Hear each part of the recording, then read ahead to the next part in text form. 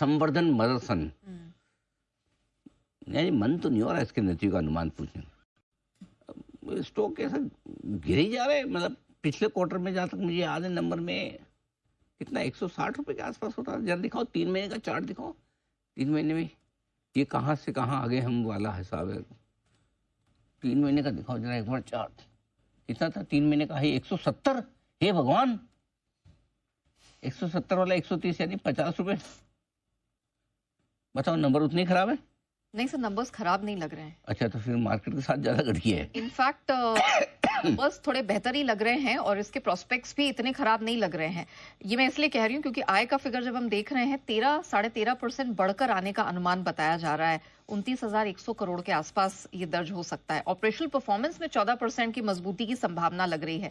Margin आप कह सकते हैं कि पिछले क्वार्टर के हिसाब से, पिछले साल के क्वार्टर के हिसाब से बराबर रह सकता है 9.3% के आसपास। 0.1% का ही यहाँ पर स्ट्रेंथ दिख रही है। ऑपरेशनल परफॉर्मेंस 64% बढ़कर, माफ कीजिए, मुनाफा यहाँ पर 64% बढ़कर आ सकता है। तो नंबर्स देखा जाए तो यहाँ पर कोई खराबी नहीं लग रही है, अच्छे ही लग रहे हैं इनफैक्ट। अब ये क्यों बन रही है इस तरह की उम्मीद, ये भी जान लीजिए। ऑर्डर बुक के एग्जीक्यूशन से आय में बढ़त की उम्मीद जताई जा रही है।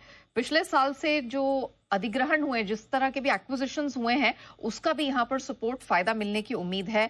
साथ ही अमेरिका में जो क्लास ए ट्रक्स है उनकी बिक्री काफी बेहतर रही है, तो इसके कारण भी वॉल्यूम में बढ़त आती हुई दिख सकती है और ब्याज खर्च कम होने से भी आय को यहाँ पर बल मिला है। तो रेवेन्यूज देखा जाए, ऑपरेशनल परफॉर्मेंस देखी जाए तो ये कुछ बेहतर आने की संभावना तो दिखाई दे रही है। ओके, तो ये है आपके लिए संवर्धन मदरसन। नंबर उतने खराब नहीं है, अच्छे नंबर खराब नहीं है। तो ऑटो एंसिलरी स्टॉक का बाकी ये गैब्रियल वगैरह तो बहुत पसंद आ जाते हैं हमारे जिन साहब को। जिन साहब को एफएनओ वाले में कोई ऑटो एंसिलरी स्टॉक पसंद है? जैसे मदरसन हुआ, सोना कॉमस्टार हुआ, या फिर ये एक भारत फोर्ज हुआ, कोई आता है पसंद आपको? नहीं, कम पसंद आता है अनिल जी, आप एकदम सही पकड़े हैं। मुझे ये स्टॉक पे मैंने कभी भी राय जनरली दी नहीं है, मतलब चलाकर तो मैंने कभी रेकमेंड किया ही नहीं है और पूछने पे भी मेरी राय बहुत ज्यादा पॉजिटिव नहीं रही है। मुझे थोड़ा पहले शुरू से महंगा लगता था, बट यस अब करेक्शन के बाद जरूर से एक ऐसे लेवल पे आ गया है जहां पे ये राय तो नहीं दूंगा कि एग्जिट करें, और अच्छा है। प्रोमोटर बैकग्राउंड स्ट्रांग है, काफी एग्रेसिव मैनेजमेंट है, इसमें भी कोई दो राय नहीं है।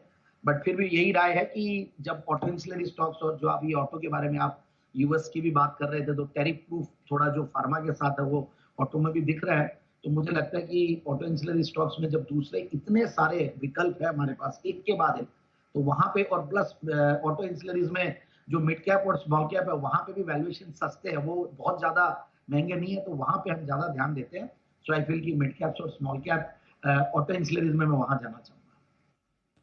ठीक है, तो ऑटो एंसिलरी में मिड कैप स्मॉल कैप कंपनियां ज्यादा पसंद आ रही हैं, संवर्धन मदरसन। हालांकि नतीजे के पहले हम देख रहे हैं कि स्टॉक में निचले स्तर से थोड़ी रिकवरी भी यहाँ पर नजर आ रही है।